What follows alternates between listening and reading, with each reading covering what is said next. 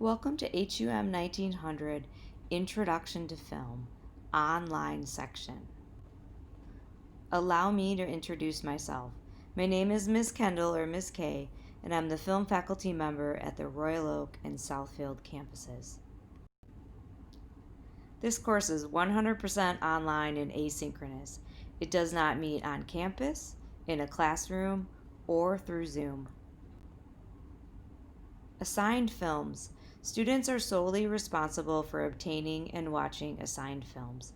JustWatch is the source I use to find streaming options. There's even an app. What to expect.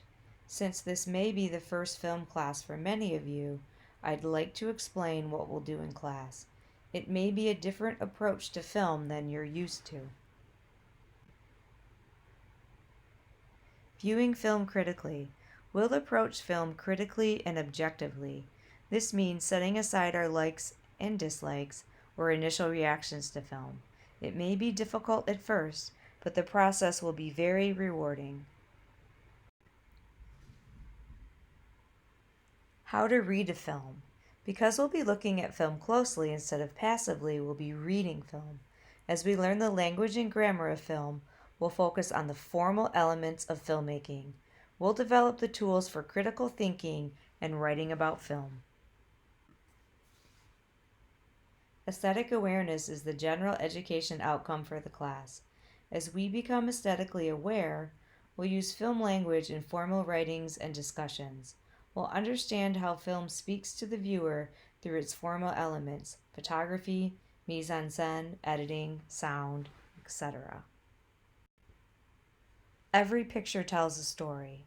Photography in film is designed to create an emotional response. Being aesthetically aware is a roadmap to understanding our responses better.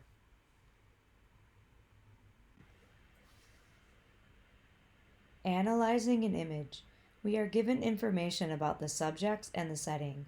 Look at the clothes the young ladies are wearing. Consider their body language, the setting, how much of the picture is sharp and in focus. Developing aesthetic awareness allows us to measure our reaction to the image. We can confidently say the subjects know each other. The setting is rural. The time period is not present day. The young ladies are the focal point. Because film is a universal language, we tend to react to images in similar ways.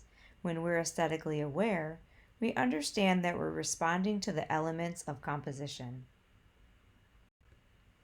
Reading this image, this is a period piece. The shallow depth of field draws our eyes to the young ladies. In the middle ground, in the center of the frame, the subjects know each other. The dominant color is blue.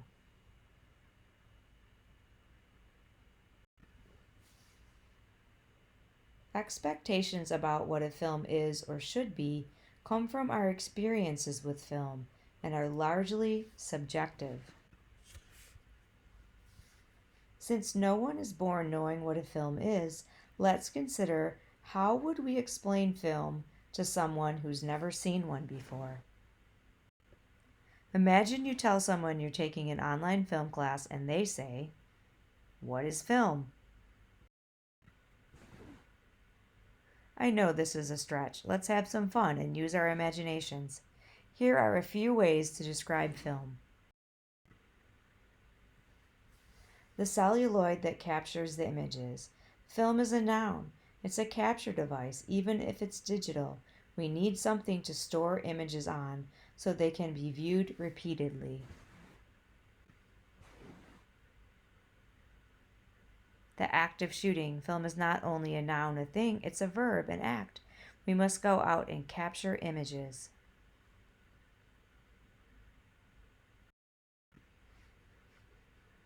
Film is an artistic medium. Perhaps we forget because we think of it as an escape, or we base a film's importance on how much money it makes. As we begin to view film objectively and learn film grammar, the images will take on a deeper meaning. Film is an industry. Film is one of America's largest exports. We export film and media worldwide.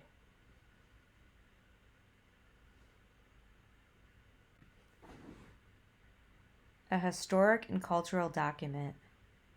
Film can preserve time. We'll watch some of the first films ever made in class. It's the closest thing we have to traveling back in time. It's okay to laugh at how styles of dress and language change, but stop to think, what are we really responding to? Film can be a time capsule. It allows the viewer to investigate the past with amazing clarity and insight. What's captured in a film is a representation of culture and society. What will film look like 100 years from now? Entertainment. For many of us, our relationship with film revolves around being entertained. In this class, we'll replace the word entertainment with engagement. Film in this class is used to inform and teach us something. A method of storytelling. Most students immediately say film is a way to tell stories with pictures. Conventionally, this may be true, but film doesn't have to tell a concrete story. Did you know motion pictures were discovered through photographic experiments with movement of humans and animals? Objectively speaking, film is often used to tell stories, but its roots are in photography and documentation, not storytelling. A text to be analyzed.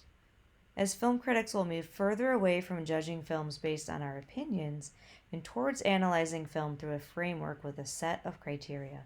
Films are often called texts inside the world of film criticism. This image of Marilyn Monroe from The 7-Year Itch is iconic. It can be analyzed for its historical, cultural, and aesthetical content. Great job so far. Let's continue our lesson in objectivity. I want to push you outside of your comfort zone and challenge your expectations of what a film is or should be. Avant-garde.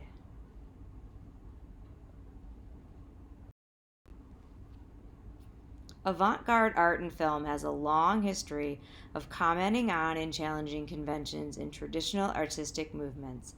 Modern, innovative, abstract, experimental are all words associated with this style. Avant-garde in French means advance-garde or vanguard, can refer to works of art that are ahead of their time or even trailblazing. Some characteristics of avant-garde film: runs counter to mass media and mainstream culture, encourages multiple interpretations, and pushes the boundaries of film language. If you've never heard of avant-garde before, that's okay. Let's look at examples of avant-garde works in other artistic mediums. Shoes, fashion. These aren't just shoes, they're avant-garde shoes. These Alexander McQueen lobster claw shoes make quite a statement. While they may not be walking into my classroom anytime soon, a modified version might. Avant-garde pieces are very influential in the fashion world. Fashion, music, performance. Singer David Bowie was known for his avant-garde fashion on stage. This Tokyo Pop bodysuit was designed by Kenisai Yamamoto for his Aladdin Sane tour. I was lucky enough to see this in person at the Bowie Is exhibit at the Art Gallery of Ontario in Toronto. Another term for avant-garde is experimental. These works are outside of the box and often have a strong influence on mainstream culture. Cubism, an avant-garde movement in the 1910s and 20s in Europe. Cubism inspired works in sculpture, music, literature, and architecture. Cubism is one of the most influential art movements of the 20th century. Cubism disrupts and challenges realistic representations. Cubism was very controversial and sparked debate in the art world. Now that we've exposed ourselves to avant-garde art, let's move on to avant-garde film. Avant-garde film is often abstract and non-narrative. It's really important to set aside our expectations and have an open mind. Night Music by Stan Brakhage. This film can be accessed in the playlist on D2L. Despite its title, the film has no sound. Factoids about Stan Brakhage. Night Music wasn't shot with a camera. Brakhage painted the images and scratched them into the film. He taught at the University of Boulder in Colorado. The character Stan in South Park is named for Brakhage. The band Dogstar is named after one of his films. He's one of the most influential avant-garde filmmakers. La Jetée is another example of an avant-garde film, directed by Chris Marker in 1962. La Jetée is one of the most influential avant-garde films ever made. It's made almost entirely of still photography and inspired the film 12 Monkeys and the television series 12 Monkeys and La Jetée. Students cannot use this film as an example in the discussion board topic. Here are some stills from La Jetée. This film is recommended, but not formally assigned. JustWatch.com lists online streaming options.